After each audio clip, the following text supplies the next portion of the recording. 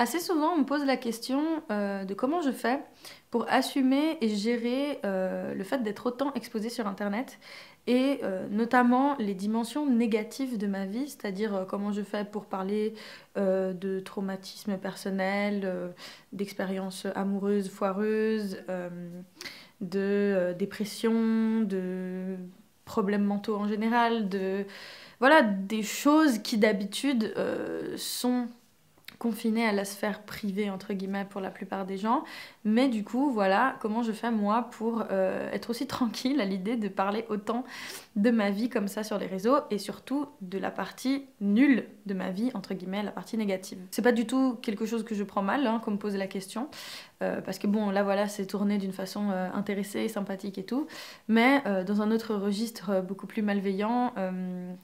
Ça se traduit un peu par ouais, pourquoi t'aimes autant faire la victime, pourquoi t'es toujours obligé d'étaler ta life comme ça, et puis de montrer que t'es une pauvre petite chose qui va mal ou je ne sais quoi. Mais bref, dans tous les cas, que ce soit des intentions positives ou négatives, c'est vrai que souvent les gens ont du mal à comprendre quelle est la démarche en fait derrière ce que je fais. J'imagine qu'il y a plein de gens qui sont ici, qui se posent pas forcément la question et qui s'en foutent, mais il me paraît important et intéressant en fait d'expliquer plus profondément pourquoi en fait ça me tient autant à cœur de montrer cette dimension-là de la vie et d'aller plus loin entre guillemets que juste c'est la vraie vie et puis j'en ai marre qu'on mente sur les réseaux sociaux. Donc pour ça je vais m'appuyer sur deux livres que je t'ai déjà en partie présentés parce qu'il y en a un, j'en ai fait une revue que je te mettrai dans la description. Il y a un passage de ce livre, donc Apicratie, qui va me servir un peu de tremplin pour parler de ça. Et aussi une partie de ce livre, Libéré par Titu Lecoq, que je n'ai pas du tout présenté en vidéo. Je l'ai lu il y a un moment et tout, mais je sais pas, j'aurais peut-être pu me dire que ce ferait une bonne revue de livres. Dis-moi si ça t'intéresse, mais il faudrait que je le relise pour me souvenir. Enfin bref. Dans tous les cas, chacun des livres, à un moment donné, aborde la thématique des réseaux sociaux et du rôle et de l'impact que les réseaux sociaux ont dans notre vie, notamment du fait qu'ils relayent et ils documentent nos vies quotidiennes à peu près à tous et à toutes.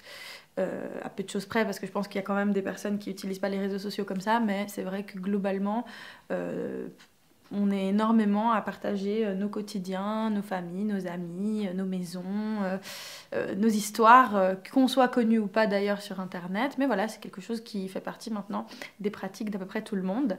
Et dans le livre Apicratie, du coup, on va parler du rôle des réseaux sociaux en lien avec la thématique du bonheur, alors que dans Libéré, ce sera plus par rapport à l'inégalité de genre qu'il y a, notamment en ce qui concerne le travail domestique.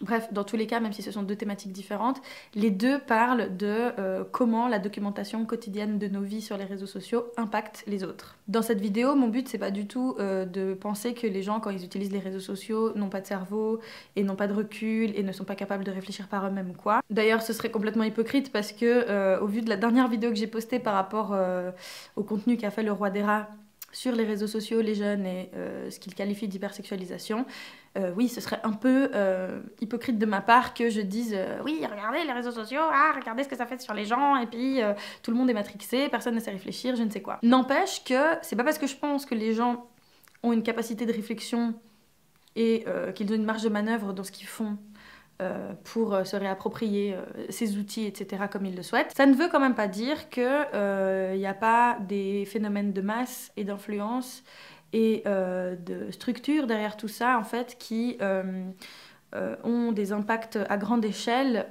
et que ça pose certains problèmes, justement ceux dont j'aimerais parler aujourd'hui, à travers le prisme de ma propre expérience, qui est du coup de raconter ma vie de grosse victime. Ceci étant dit, on va rentrer donc dans le vif du sujet. C'est vrai que du coup, cette chaîne porte mon nom, puisque je m'appelle Carolina, pour les personnes qui ne savaient pas. Ça fait 6 ans que je documente ma vie, mes pensées, mon corps, mon monde intérieur sur les réseaux sociaux, donc YouTube et Instagram notamment. Et forcément, ceci implique que j'ai un ego surdimensionné. Et je dis pas ça ironiquement, en plus c'est vrai, enfin je veux dire, c'est pas dans la dimension négative de ce qu'on peut se représenter quand on pense à l'ego que je dis ça, c'est juste ego, ma personne, moi, prend beaucoup de place dans ma vie, beaucoup de choses tournent autour de moi sur cette chaîne, sur mon Insta, si ce n'est pas absolument tout, et c'est ok. C'est assumé comme démarche. Je ne pense pas que ça fasse de moi une mauvaise personne ou quelqu'un de désagréable ou de complètement déconnecté des autres. Au contraire, c'est juste que dans le cadre de mon travail, oui, forcément, tout tourne autour de moi parce que c'est le principe de ma chaîne, c'est de parler de ce que je pense, de ce que je vis, de ce que je fais, etc. Je ne pense pas que ce soit quelque chose de mal, bien au contraire, sinon je le ferais pas. Mais c'est vrai que du coup, aux yeux de beaucoup de personnes, ça peut être vu comme, donc je fais une petite liste, comme du narcissisme, de l'exhibitionnisme, du voyeurisme, un besoin insatiable d'attention, le témoignage de ma solitude et de ma folie qui serait du coup immense, etc., etc. Alors en soi, moi, ça me dérange pas que les gens pensent ça, parce que oui, en effet, il y a des raisons de le penser, parce que forcément, il y a ma tronche partout. Alors, je parle en mon nom, mais c'est valable pour la plupart des gens qui sont sur Internet, ou en tout cas qui créent du contenu similaire au mien. C'est vrai que du coup, on est le centre de nos propres contenus, et donc oui, forcément, ça peut me mener à se poser ce genre de questions. Maintenant, je pense qu'on n'est pas tous dans la même démarche par rapport à ce type de métier, de type influenceur, vidéaste, youtubeur, tous ces trucs. On n'a pas tous la même démarche, c'est sûr. Mais dans tous les cas, le point commun entre nous, c'est que notre métier, c'est notre personne. Et ça s'inscrit dans une logique de personal branding en anglais, qui est en fait une technique marketing qui consiste à faire son business autour de sa personnalité. Donc oui, je comprends que pour certaines personnes, ce soit bizarre, complètement individualiste et narcissique en fait, de fonctionner comme ça. Je l'accepte. Et je l'assume. Maintenant, si je fais cette vidéo, c'est pas parce que je dois rétablir une vérité ou que des gens m'ont fait des sales commentaires ou quoi. Absolument pas, c'est même pas le cas d'ailleurs. C'est juste une réflexion par rapport à mes 6 ans sur les réseaux sociaux et c'est plutôt un bilan personnel en fait. Donc il faut pas voir ça comme une vidéo où j'essaye de me justifier sur pourquoi du comment du qu'est-ce je fonctionne comme ça. Mais plutôt comme, voilà, une réflexion après quasiment 6 ans de production de contenu sur les réseaux, de consommation de contenu sur les réseaux, et une mise en perspective avec ce qui est décrit dans les 2 livres que je vais partiellement te présenter aujourd'hui. On va commencer du coup avec la partie qui m'intéresse de ce livre-ci, notamment le chapitre qui regroupe plusieurs enquêtes à propos du bonheur, des réseaux sociaux et notamment de l'utilisation qu'en font les jeunes. Dans un premier temps, on nous parle de l'enquête de Donna Freitas, donc qui s'appelle The Happiness Effect, et on nous dit, je cite du coup Donna Freitas, pourtant, tous les étudiants, sans exception, avaient une seule et même préoccupation dévorante et massivement relayée par les réseaux sociaux, de paraître heureux. Une enquête qu'elle mena ultérieurement auprès de 884 étudiants lui permit d'en conclure que 73% d'entre eux répondaient affirmativement à l'énoncé, ouvrir les guillemets, « J'essaie toujours de paraître heureux, positif, quel que soit mon état d'esprit véritable », fermez les guillemets. Si les plus jeunes ont profondément intériorisé cet impératif, c'est parce qu'ils considèrent, nous dit Freitas, que l'image de soi doit être envisagée comme une marque susceptible d'être marchandisée et monnayée. Le commerce de YouTube entier est fondé sur une telle logique, il s'agit bien d'engranger d'énormes bénéfices publicitaires en exhibant et donc en commercialisant sa vie. Il importe donc dans ces conditions d'entretenir une image de soi authentique, unique et inspirante. Alors ces passages, ils m'intéressent dans la mesure où justement ils mettent en lumière ce qui, moi, m'agace et ce que je ne veux pas faire, moi, sur les réseaux sociaux. Et donc, paradoxalement, en fait, même si je fais un métier qui est absolument centré sur ma personne et que je gagne ma vie sur ma personne et ma vie, enfin, la mise en scène de ma vie, l'exposition de ma vie, etc., eh ben, je ne veux quand même pas jouer ce jeu qui est décrit justement dans Happycracy, c'est-à-dire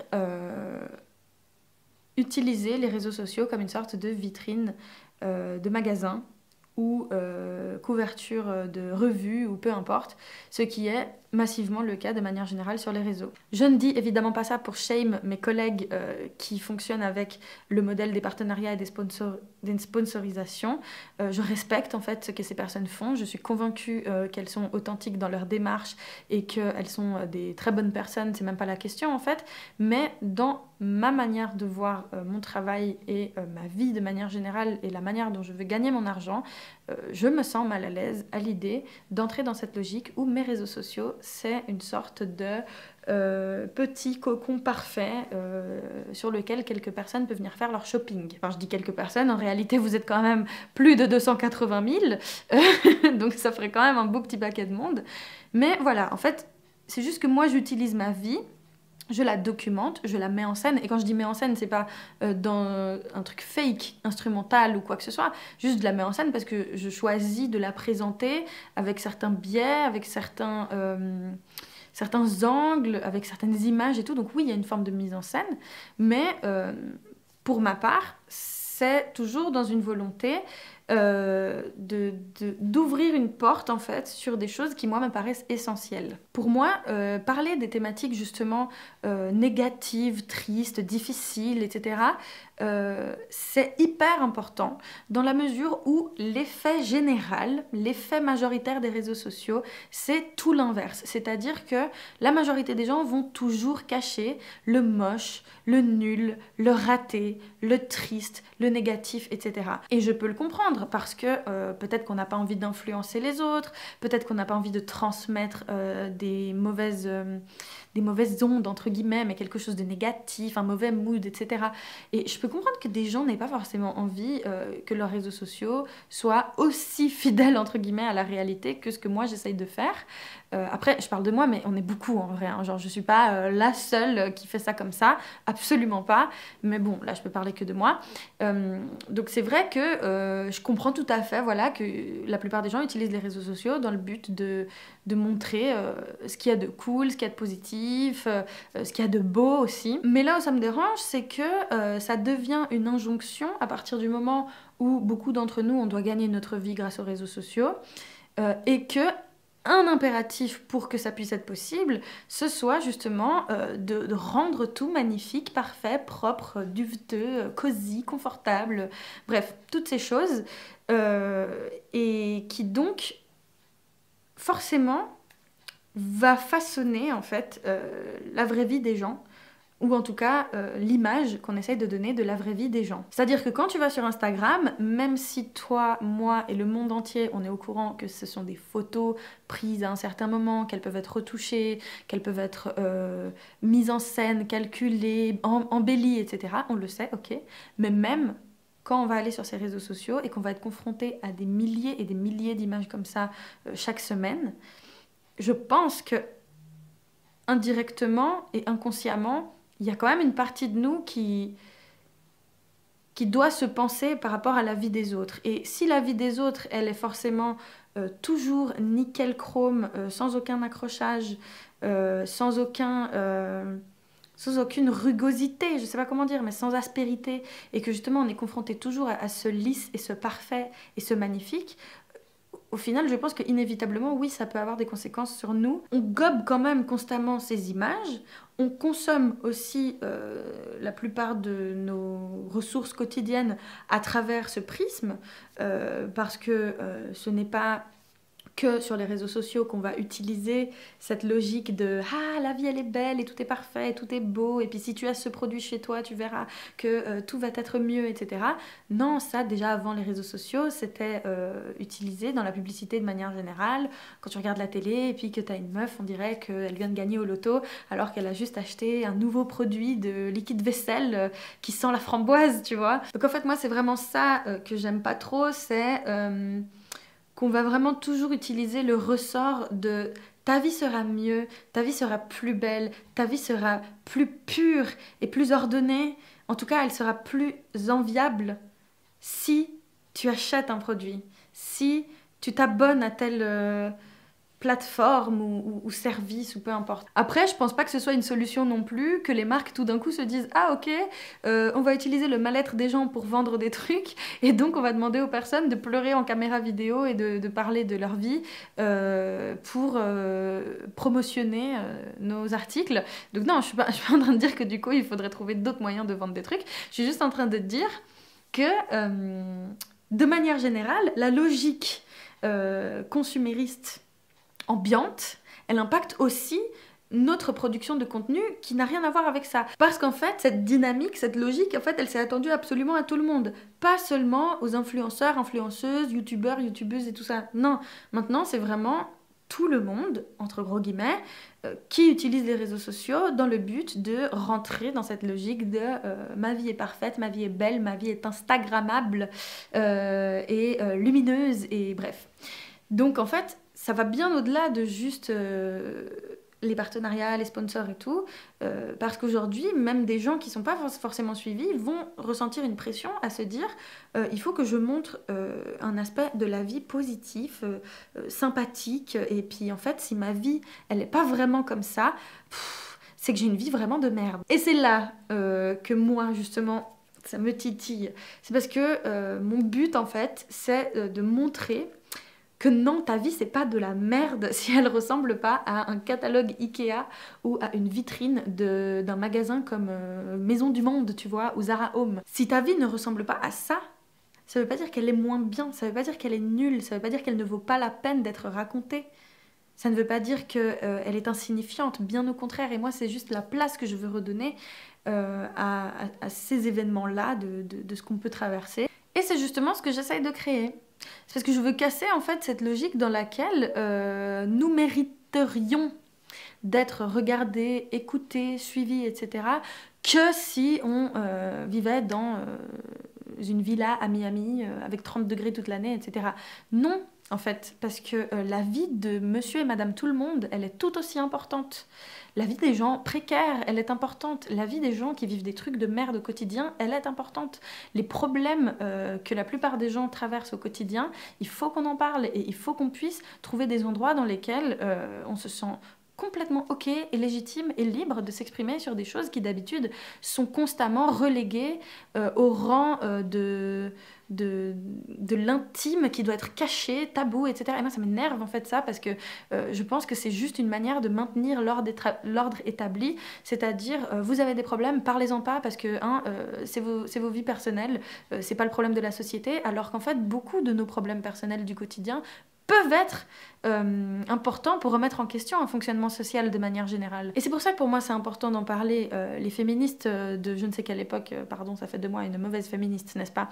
Mais elles avaient déjà mentionné le fait que le privé est politique. C'est non seulement une manière de parler de facteurs purement individuels, personnels, familiaux, etc., mais aussi de mettre en lumière des problèmes qui sont d'ordre structurel, parce que, pour reprendre l'exemple de la dépression, j'étais en dépression aussi à cause du mode de vie de manière générale qu'on nous impose, du fait qu'il fallait que je travaille mais que je suis précaire et qu'en même temps j'étudie et qu'en même temps je vivais des choses qui me dépassaient, qui n'avaient pas grand-chose à voir avec mon expérience intime privée, mais juste avec la société avec un grand S. Et donc je pense que c'est un bon canal, un bon tremplin pour parler aussi société, parler aussi global, tu vois. Parce que ça, c'est le gros problème de notre système capitaliste et néolibéral, n'est-ce pas, qui justement est décortiqué dans ce merveilleux livre que je te conseille, qui en fait passe son temps à nous faire croire que si on a des problèmes, c'est parce que on ne fait pas assez d'efforts, c'est parce que c'est notre faute à nous, à notre petite échelle individuelle, c'est parce que on serait naturellement moins compétent ou moins apte à avoir une vie décente, etc. Donc, en fait, moi, c'est tout ça que j'aimerais... J'ai pas de fin à cette phrase, mais je crois que t'as compris. Et ce qui est intéressant avec le livre de Titu Lecoq sur, du coup, le travail domestique inégal, en fonction du genre, c'est que y a un chapitre qui s'appelle « La vie rêvée des femmes », donc le chapitre 3, qui commence avec l'extrait suivant. « Il existe un endroit au monde sans chaussettes qui traînent, les réseaux sociaux. Au moment où je me sentais noyée par les tâches domestiques et des journées saucissonnées par les obligations, histoire de bien m'enfoncer, je me suis plongée dans Instagram. C'est un réseau social dédié à l'image qui permet de contempler les photos des vies merveilleuses des autres pendant qu'on surnage au milieu de la merde. » Donc ce qu'elle met en lumière, c'est qu'en fait, d'une certaine manière, ça participe aussi à renforcer des inégalités sociales qui sont déjà présentes structurellement. Par exemple, avant qu'il y ait l'arrivée des réseaux sociaux, il existait déjà l'inégalité de genre au sein de la sphère domestique, notamment au sein du travail domestique du foyer. Ça, c'était donc avant les réseaux sociaux, ok ? Mais les réseaux sociaux, avec leur apparition et leur complète obsession pour le parfait, le beau, le cotonneux et tout ça, n'a fait que renforcer l'idée et ça c'est très bien expliqué dans ce livre, que le rôle des femmes notamment, c'est d'entretenir le foyer, de faire que le foyer soit cosy, confortable, ordonné, etc. Et de très très nombreux contes qui visent justement à mettre en scène la maison, le quotidien, les enfants, tout ça, sont tenus par des femmes en fait. Et ça, ce n'est qu'un exemple parmi d'autres de comment les réseaux sociaux ne sont qu'en fait une extension de ce qui existait déjà avant, mais reformulés, repensés, refaçonnés pour alimenter encore plus ces inégalités, mais ne pas les montrer comme des inégalités, parce qu'on va passer tout ça sous une couche de perfection des réseaux sociaux, de l'image, du feed parfait, etc. Elle dit, il n'y a pas de place ni pour les cernes, ni les miettes, ni les saletés, ni les ratés. Pourtant, que je sache, la majorité des parents, notamment des mamans, sont confrontés tous les jours à ce genre de choses. Sauf que quand tu vas sur les réseaux sociaux, pouf, on dirait un petit paradis artificiel, et puis tu te demandes en fait si c'est pas juste toi qui est une mère mauvaise, qui ne fait pas bien son travail, qui n'est pas incompétente, etc., etc. Il y a un autre passage aussi que je trouvais super pertinent, et je pense que ça va compléter en fait ce que j'essaye de dire depuis le début de la vidéo. Page 144, elle dit « Ces images mettent la pub en échec, la dépassent. Déjà parce que nous les produisons nous-mêmes, comme si nous transformions en réclame gratuite. Et ce qu'on nous vend, ce qu'on vend à soi-même et aux autres, ce ne sont pas des objets, mais un mode de vie publicitaire. Une espèce de version intégrale. C'est la totalité de l'existence qui passe au filtre de la perfection, et plus seulement les pores de la peau. Avant, il fallait être blanche, mince, jeune, fraîche, bien fringuée, épilée, sexuellement attirante. Désormais, il faut aussi préparer des repas qui semblent tout droit sortis de la cuisine de Jamie Olivier. » Et je trouve que ça illustre bien le fait que les réseaux sociaux et la possibilité que ces réseaux nous donnent de montrer notre quotidien sous toutes ses formes, ça a fait que l'industrie de la publicité s'est immiscée jusque dans les sphères les plus intimes, entre guillemets, de notre existence, et qui est capable de capitaliser sur absolument tout et n'importe quoi. Elle continue en disant, page 145, « Il ne faut pas minimiser l'impact de l'exposition de ces clichés. On a beaucoup glosé sur la nocivité de la publicité, mais la publicité était de la publicité. » C'était même son drame. Elle avait beau se déguiser et ne parvenait pas à se faire passer pour la réalité. Avec ces photos, le faux s'est substitué au vrai. Elles sont présentées comme le témoignage, le reflet d'une véritable vie.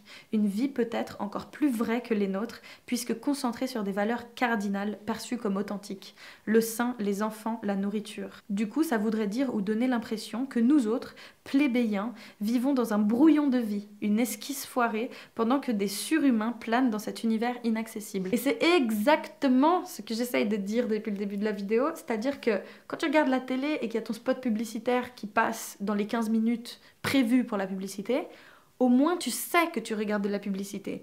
Même cette publicité-là, elle est questionnable parce que qu'est-ce qu'elle met en scène, comment elle le met en scène, à qui elle s'adresse, quels sont les codes qu'elle utilise, tout ça c'est critiquable. Mais au moins, ça a le mérite de se différencier, entre guillemets, de ta vie personnelle. Tu vois, tu sais que c'est une publicité. Alors qu'avec les réseaux sociaux, cette limite, elle est floue. Et c'est exactement pour ça, et je vais conclure là-dessus, que j'ai choisi, moi, de garder cette manière de fonctionner pour me financer, tout simplement parce que quand les gens me font des dons sur Utip, ou quand il y a des publicités qui passent sur YouTube, même si je sais, il y en a beaucoup, c'est pas calé au bon moment, c'est super chiant, au moins ça a le mérite qu'il n'y a pas de brouillage dans ces limites-là et que les gens savent qu'ils regardent de la pub. Quand tu vois une pub passer pendant ma vidéo, tu n'as pas le doute de te dire « Mais tiens, est-ce que c'est vraiment la carologie qui pense ça ou est-ce que c'est parce qu'elle est payée qu'elle dit ça ?» Non, c'est une pub qui appartient à YouTube, qui n'a rien à voir avec mon contenu, qui la plupart du temps d'ailleurs est même carrément contradictoire avec mon contenu. Bref, mais au moins, tu sais que c'est ça que tu regardes. Et moi, c'est ça qui m'importe. Après, évidemment, ça me saoule tout autant que vous, parce que je sais qu'il y a plein de gens qui m'écrivent tout le temps pour me dire « Ouais, c'est super relou, toutes ces pubs, t'abuses, nanana. » Mais j'en profite du coup pour expliquer 2-3 trucs parce que j'en ai un peu marre de recevoir ce genre de commentaires tout le temps. Déjà de 1, je ne choisis pas quand ces pubs elles passent, c'est un mode par défaut qui met les pubs de façon aléatoire. De 2, si vous me demandez d'en enlever, vous me demandez en fait indirectement de me précariser. Et il s'avère que je suis quelqu'un qui de base galère déjà et ça depuis un bon moment. Donc en fait littéralement on me demande de m'appauvrir. Alors qu'il y a des centaines, si c'est pas des milliers d'heures de vidéos à disposition que j'ai postées depuis bientôt 6 ans, qui sont gratuites, qui sont accessibles à tout le monde. Et que je pense quand même que la moindre des choses, c'est de ne pas m'embêter et me culpabiliser. Que pour pouvoir subvenir à mes besoins les plus basiques, vous ayez à regarder quelques secondes de publicité aléatoirement sur ces vidéos. Alors je dis pas ça pour qu'on me propose d'autres solutions de business plan. Je sais très bien qu'il y a tout un tas de possibilités qui sont disponibles pour moi pour que je génère mon argent autrement, plus ou quoi que ce soit. Je les sais, j'ai vraiment pas besoin qu'on m'explique quelles sont les différentes possibilités. Le fait est que moi j'ai fait ce choix, c'est un choix assumé, il correspond en fait à ma ligne de valeurs et ma déontologie personnelle. Peut-être que je changerai d'avis un jour, mais pour l'instant c'est ça qui me convient. Donc j'apprécierais en fait qu'on arrête de me culpabiliser là-dessus. J'ai envie de vous dire au pire, utilisez des bloqueurs de publicité. Certes, si vous les utilisez, moi ça va me précariser.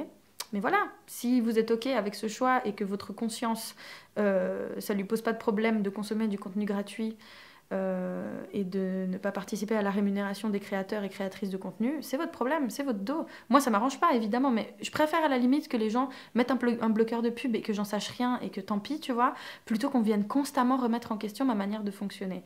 Donc j'espère que là, avec cette vidéo, les personnes auront compris globalement pourquoi je fais les choses comme je les fais. Mais voilà, grosso modo, le message de ma vidéo, c'est de dire que de la même manière que les réseaux sociaux peuvent être une fenêtre ouverte sur une partie de la vie des gens qui serait embellie, glorifiée, tout ce que tu veux, bah, ça peut être aussi une fenêtre ouverte sur une partie moins sympathique et beaucoup plus réaliste en fait du quotidien de la plupart d'entre nous.